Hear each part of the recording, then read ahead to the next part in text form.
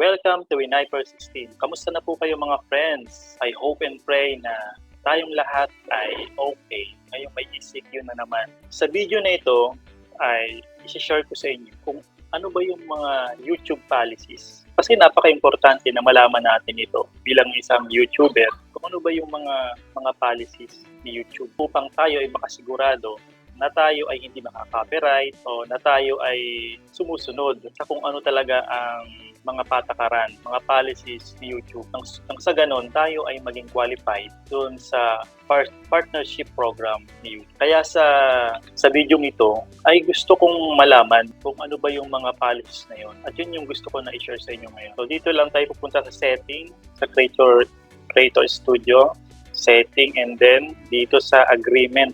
Sa agreements, and then learn more. So monetize with the YouTube partner. Ayan. So where to find yung agreements? Ito yung mga agreement na kailangan na alam natin bilang isang YouTuber o isang vlogger sa YouTube Terms of Service. So gusto kong isa-isahin ito upang sa ganun ay malaman ko talaga kung ano ba talagang mga Terms of Service. Yung mga importante na dapat ating malaman. So meron ditong Terms of Service. So dito sa applicable terms, your use of the service is subject to these terms, the YouTube community guidelines, and the policy, safety, and copyright policies, which may be updated from time to time. Together, this agreement. So, itong malaga. So, yung YouTube community guidelines, ito ba yung YouTube community guidelines, policy, safety, and copyright policy. So, gusto kong malaman, ito, your content and conduct. So una, in uploading content, if you have a YouTube channel, you may be able to upload content to the service. You may use your content to promote your business or artistic enterprise. If you choose to upload content, you must not submit to the service any content that does not comply with the agreement, including the YouTube community guidelines. So dito ako gusto mag-focus dito sa applicable terms. Una itong YouTube Community Guidelines. Open link in YouTube. YouTube Community and Guidelines. Ito yung gusto kong malaman. Community Guidelines ng YouTube. Ito yung overview niya. Our community guidelines are designed to ensure our community stays protected.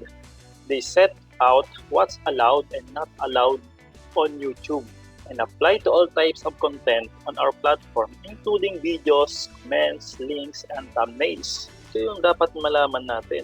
Ano ba yung allowed at saka yung hindi allowed sa YouTube? Any type of content or all types of content dun sa platform. Yung including dito yung mga videos na ina-upload natin, yung mga comments, yung mga links, at yung mga thumbnails. You will find a full list of our community guidelines below. Una yung spam and deceptive practices. So mayroon siyang dalawang rito, spam and deceptive practices, sensitive content, violent or dangerous content, regulated goods, more. Opa, ganda to. Fake engagement. Umpisa natin sa fake engagement. Ano ba ibig sabihin ng fake engagement? Fake engagement policy. The safety of our creators, viewers, and partners is our highest priority. We look to each of you to help us protect this unique and vibrant community. It's important you understand our community guidelines and the role they play in our shared responsibility to keep your YouTube safe. Take the time to carefully read the policy below. You can also check out this page for a full list of our guidelines. YouTube just doesn't allow anything that artificially increases the number of views, likes, comments, or other metrics, either by using automatic systems or serving up videos to unsuspecting viewers. Also, content that solely exists to incentivize viewers for engagements, views, likes, comments, etc. is prohibited. So, pagkakaintindi ko dito, yung mga hindi ina-allow ni YouTube, yung mga artificially increases the numbers of views, likes, comments, and other metrics. So, ibig sabihin kung hindi mga legit o talagang tao yung gumagawa ng mga likes, comments, or other metrics. Kasi sa ngayon kasi, meron na mga ibang paraan, basta may pera ka lang, so pwede kang magbayad. So ako, hindi pa man ako nakaka-encounter ng mga ganito. Pero alam ko may mga ganito na kailangan na pag-ingat kasi against to sa policy ni YouTube. So pwedeng maban o anong mangyari sa ating. So content and channels that don't follow this policy may be terminated and removed from YouTube. Yung pala pwedeng mangyari. So kapag yung may content tayo o yung channels natin na hindi sumunod sa policy na ito, so pwedeng ma-terminate o matanggal yung YouTube natin. So sayang yung mga pinaghirapan natin. So ito important. If you hire someone to promote your channel, their decisions may impact your channel. Any method that violates our policies may result in content removal or a channel takedown, whether it's an action taken by you or someone you hire. Kasi minsan, di ba, gusto natin halimbawa tumaas yung ating mga subscriber, mga views, mag-hire tayo ngayon na magpo-promote ng channel natin. So maging maingat tayo doon. So mas maganda pa rin yung talagang pinaghihirapan natin yung pag-grow ng ating channel.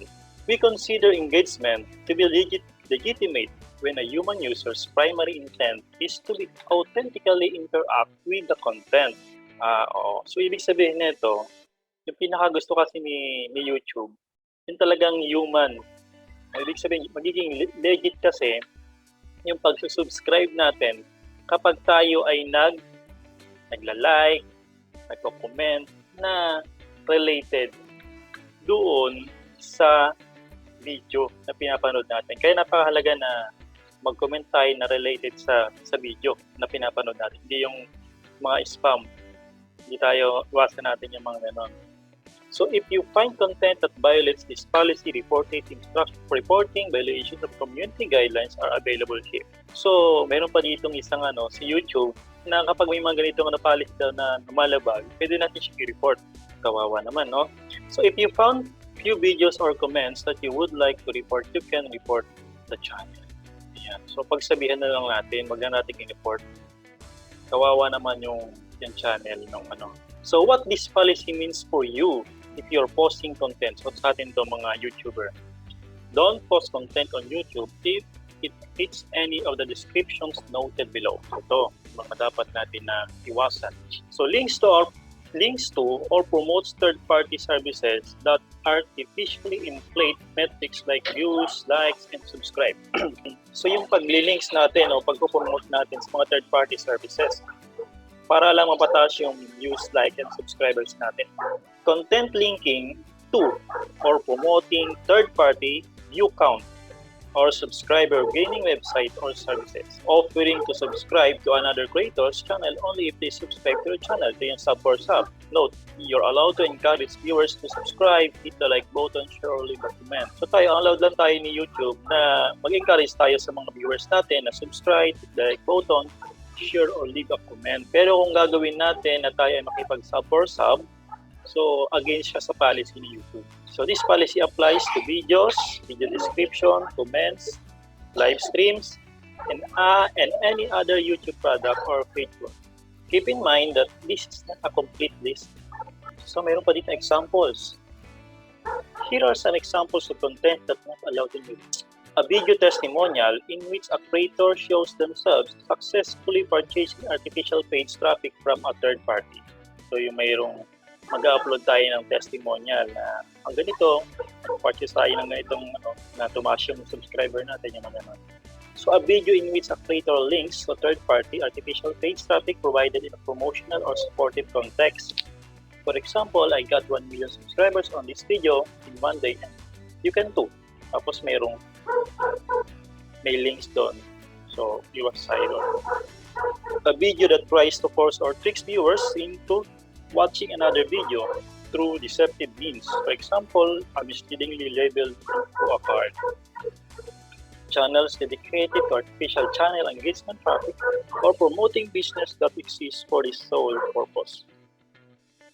So ngayon mayroon talagang mga nag-exist na ganito. So, kailangan lang tayo maging maingat para hindi ma-terminate o ma-remove yung ating mga channel. And then, ano naman itong impersonation? Impersonation policy. This safety of our creators, viewers, and partners is our highest priority. We look to each of you to help us protect this unique and vibrant community.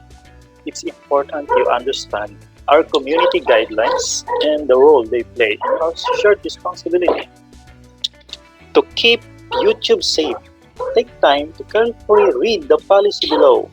Napaka-important talaga na basahin natin ito. So that's the reason why I want to share this with you. Na i-walk through kayo dito. So, basahin ko itong what these policies mean for you. So, if you're posting contents, pag magpo-post tayo ng content, don't post content in YouTube if it fits any of the descriptions noted below. Channel impersonation. A channel that copies another channel profile, background, or overall look and feel in such a way that makes it look like someone else's channel. The channel does not have to be 100% identical, as long as the intent is clear to copy the other channel. Ibig sabihin yung manggagaya tayo ng halimbawa may nagustuhan tayo na isang channel, kokopyahin natin yung profile niya, yung background, yung overall look. So, pwede natin siyang gawing. So, yun yung kailangang iwasan natin. Huwag natin gawin na mag-copy tayo ng other channel's profile, yung background, overall look, kopyahin na lahat natin. So, pwede natin siyang gawing model. So, pero wag natin kokopyahin naman lahat. Kailangan mayroon pa rin tayong originality dyan. So, personal impersonation, content intended to look like someone else is posted. Yung parang nanggagaya ka talaga yung examples. Here are some examples of content that not allowed on channels with the same name, using someone else's real name, username, image, brand, logo, or other personal information to trick people into believing you are that person. Exactly matching a channel description to other channel. Setting up a channel using the name and image of a person, and then pretending the person is posting content to the channel. Setting up a channel using the name and image of a person, and then posting comments on other channel as if they were posted by the person. Channels claiming to be a fan account but actually posting as another channel and uploading their content. Channels impersonating an existing news channel. So in short, panggagaya, magdi-disguise ka na ikaw yun pero hindi naman pala. What happens if content violates this policy? If your content violates this policy, we'll remove the content and send you an email to let you know. If this is your first time violating our community guidelines, you'll get a warning with no penalty to your channel. If it's not, we'll issue a strike against your channel. If you get 3 strikes, your channel will be terminated. You can learn more about it. Ayan. So kung first time, tapos hindi mo naman talaga sinasadya na nakapag-upload ka ng ganitong klaseng video, pero imposible naman, talagang mo nga talaga. Wawarning ka ng YouTube. Bibigyan ka ng 3 strikes. Pag nakahanggang 3 strike pala, ngayon pag naka 3 strike ka, ma-terminate ka na. So iwasan natin siya para hindi tayo mag-3 strike. Kasi pag naka 3 strike ka, your channel will be terminated. Yun. Kaya minsan, pag may nag-upload tayo ng video, na kung may mga issues ba, bago natin yung i-public, check muna natin. Kaya ako ginagawa ko, bago ako hindi ko agad ito pina-public. Pina-private ko muna para i-check. Pag okay, pinapasama. Ano po ba yung susunod na guideline? Tapos tayo sa fake engagement, impersonation. Dito tayo sa link in content. Ano ba ibig sabihin nito? Links in content, yung tinatawag na external links policy. So, links that send users to websites fetching content that violates security guidelines and not allowed. What this policy means for you. If you're posting content, don't post links in your content if they fit any of the descriptions noted below. Links to pornography, links to website or apps that install malware, links to websites or apps teasing for a user's login credentials, financial information, etc. Links to websites, apps, or other information, technology that gives unauthorized free access to audio content, audio-visual content, full video games, software, or streaming services that normally require payment. Links to websites that seek to raise funds or recruit for terrorist organizations. Links to sites containing child sexual abuse imagery. Links to sites selling items noted in our regulated guidelines. So ibig sabihin, hindi tayo basta-basta pwedeng maglagay ng links sa ating sa description, no? Mga links. Ito yung mga links na dapat na natin. Pati yung mga links to site selling items noted in our regulated use guidelines. Dapat alam din natin yan. So this policy applies to video description, comments, and examples. Ito examples kasi hindi natin masyadong ibig sabihin na itong mga links na ito to websites o sa mga sites. Examples na ito yung a video featuring sexually themed content whose description says click here to see what YouTube don't allow and link to pornographic sites. Yan, so yung mga links sa pornographic sites. A gameplay video whose description contains link to a website, posting a link to video site, tracking viewers to copy paste clickable link. Ibig sabihin mga unclickable link. Any link leading users to a website, may download. So, kung din yung mangyayari, mag-strike ka, so, mag-terminate yung channel. So, kailangan bago tayo maglalagay ng mga links, mga nito, so siguraduhin natin na hindi ito against sa natawag natin na YouTube community. Okay? So next, yung tatlo dito sa spam and deceptive practices.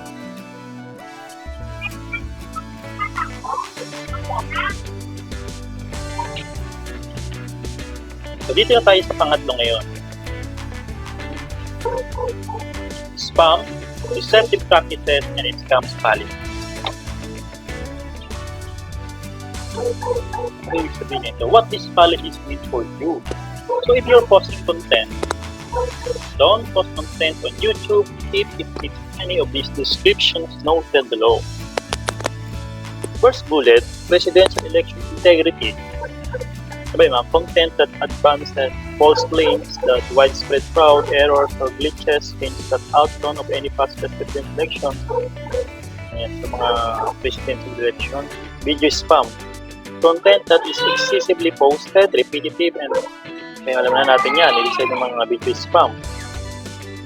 Promises viewers they'll see something but instead directs them off-site. Get clicks, views, or traffic for YouTube by promising viewers to gain money fast.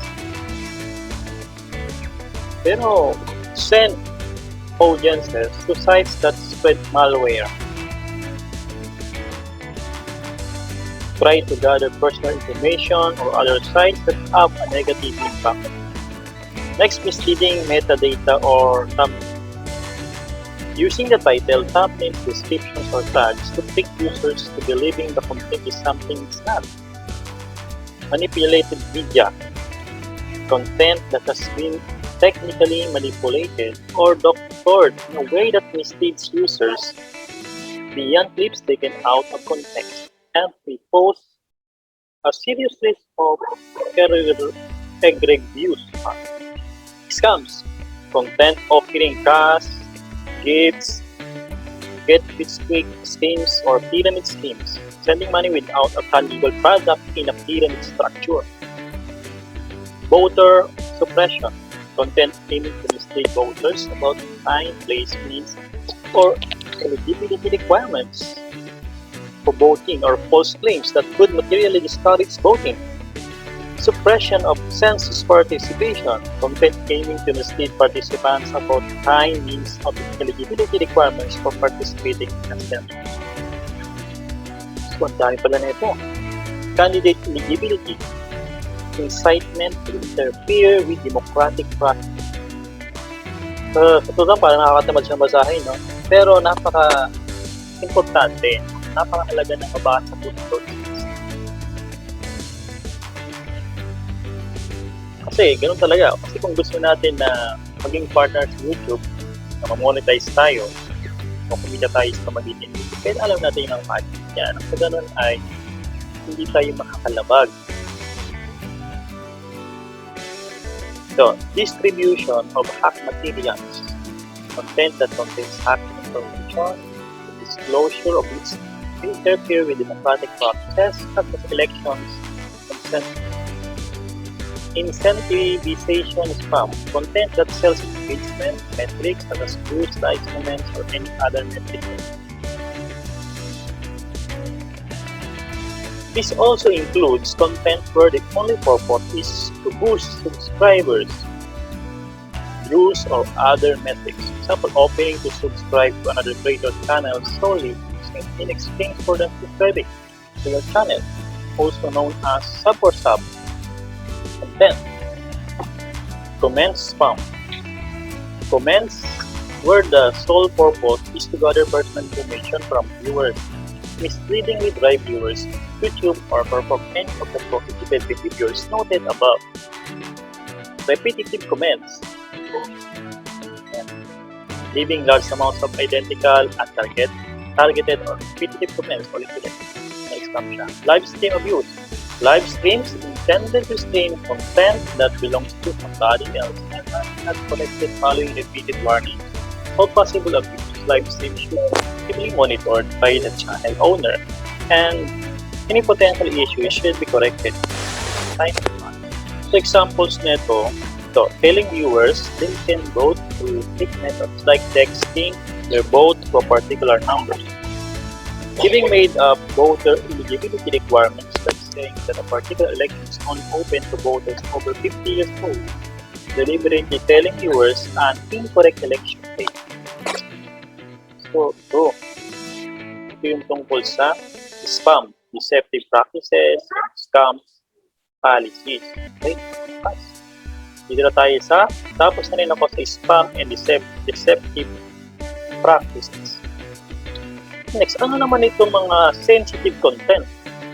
Dito sa sensitive content, mayroong child safety, custom thumbnails, nudity and sexual content, suicide, self-to-be. Sige.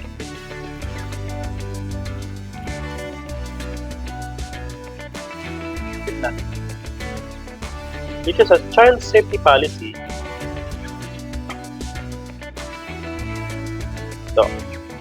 what this policy means for you if you're posting content sexualization of minors.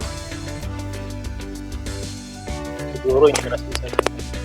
So harmful or dangerous acts involving minors, inflictions of emotional distress of minors, misleading family content, cyberbullying and harassment. Examples, a video featuring minors, showing minors doing dangerous activities, a video with tags like a for children or for children set to yes, it's made for kids, featuring family friendly cartoons engaging in inappropriate acts like injecting needles. So, next, custom thumbnails. Ano naman itong custom thumbnails? What this means to you? Ito yung mga dapat na hindi natin i-post. Thumbnails that include pornographic, particularly graphic or disturbing imagery, alam natin siya, mga vulgar, misleading viewers into thinking they're about to do something that was in the video, mga page. What happens when thumbnails violate our policy? So, ganun pa siya. Ganun pa, tanggal ka. Next, nudity and sexual content. So, mga pornographic, So, automatic na labag siya. Again, clips.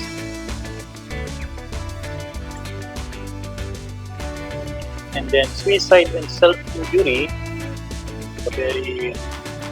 So,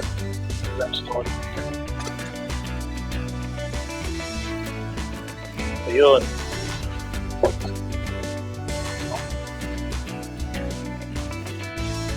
Mental health related content. Mga suicide, mga discuss.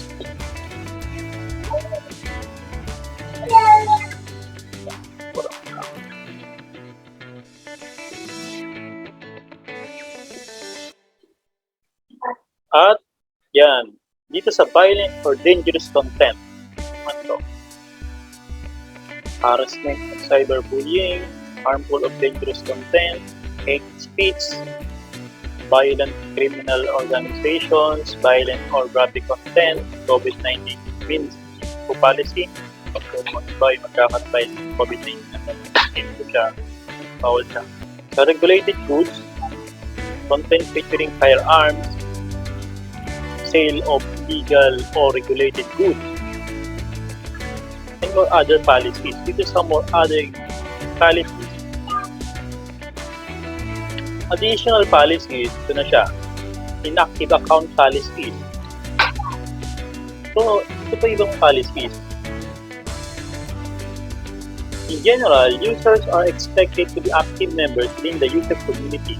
If an account is found to be overly inactive, the account may be claimed by YouTube without notice. Activity may be considered as.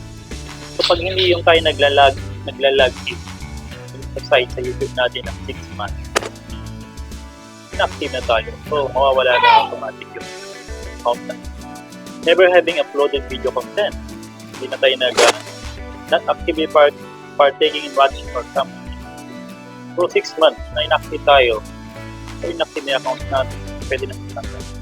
Encouraging terms of service violation. If you post content that encourages other users to do our service, the content may be removed. Posting previously from content. If you post content previously removed for violating of service content from creators, but be certificated. And its requirements to be found. You confirm your feed. Other policy. So next, alamin natin yung mga policy, safety, and copyright policy. So, alaman ko na kung ano yung mga YouTube community guidelines.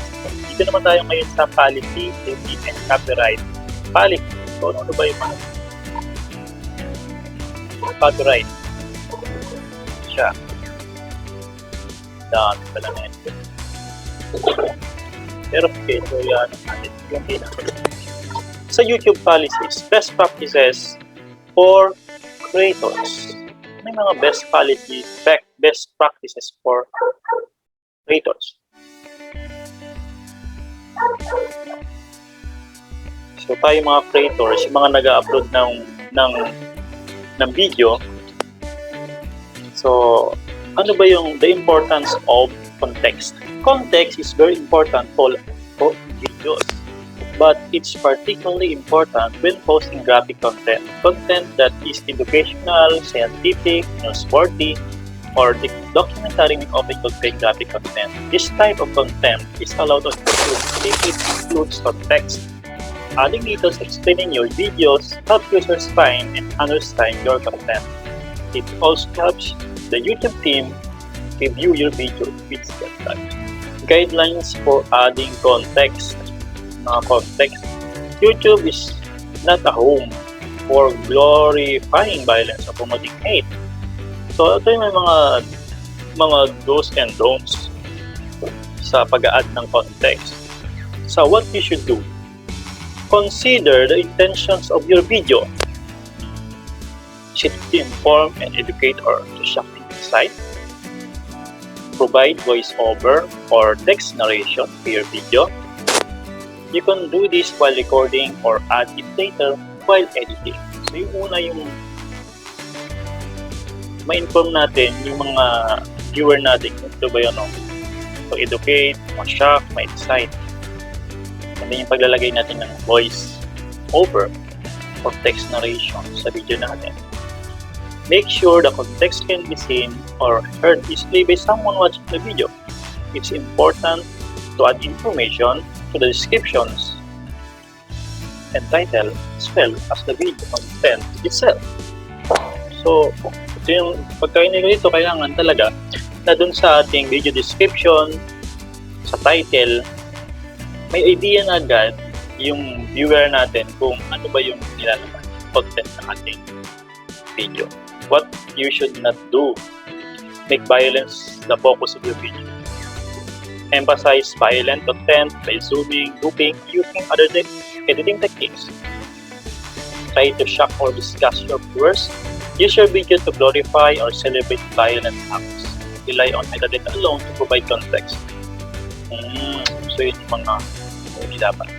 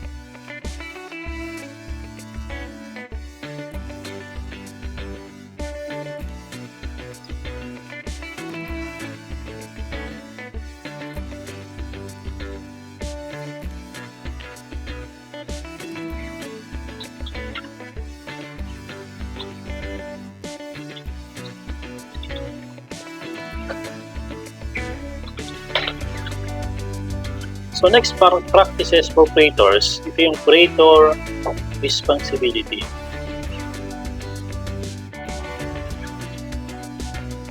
So ito yung importante talaga, yung community guidelines and terms of service.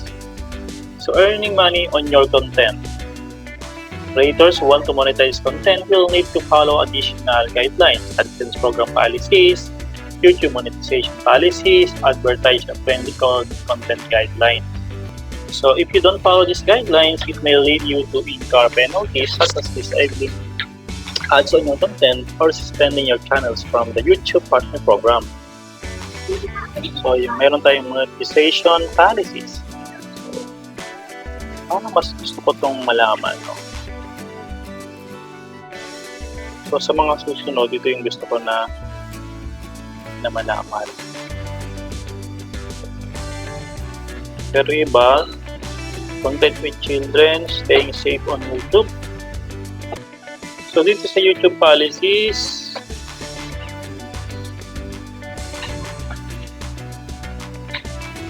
ang daming policies.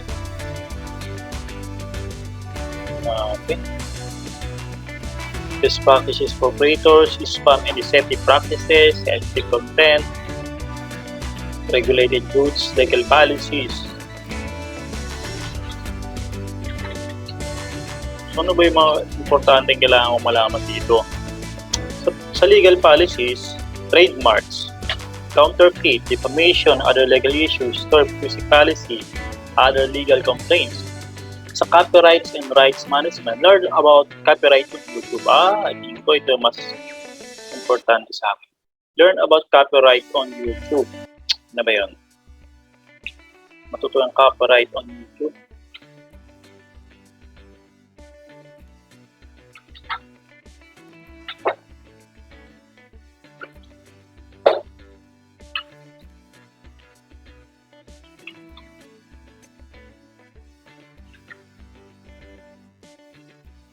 What is copyright?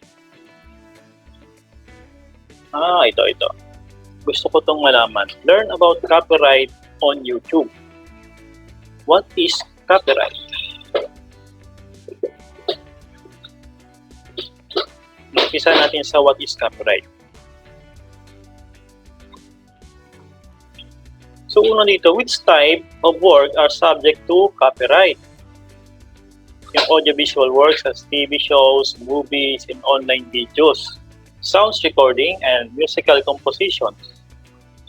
Written works such as lectures, articles, books, and musical compositions. Visual works such as paintings, posters, and advertisements. Video games and computer software. Dramatic works such as plays and musical. So yun yung mga subject to copyright. So ito siya. Can I use copyright protected work without infringing?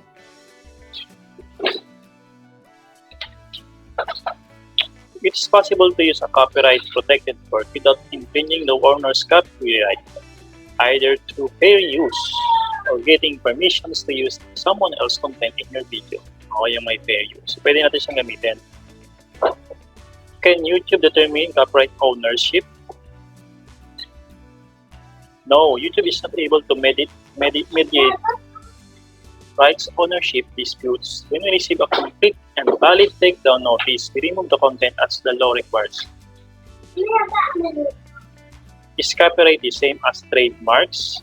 Copyright is just one form of intellectual property. It's not the same as trademark, which protects brand names, logos, and other triggers, source identifiers from being used by others for certain purposes. It's also different from patent law, which protects inventions. So, yun yung pinakaiba ng copyright sa trademark. So, trademark, ito yung sa mga motto, mga logos, mga names, mga branding. Meron tayo tinatawag na copyright claim basics. Ano ba yung copyright claim basics? So, dito, malalaman natin kung ano yung content ID claim, copyright strike basic, dispute or content ID claim, manual claim. So, dito siya.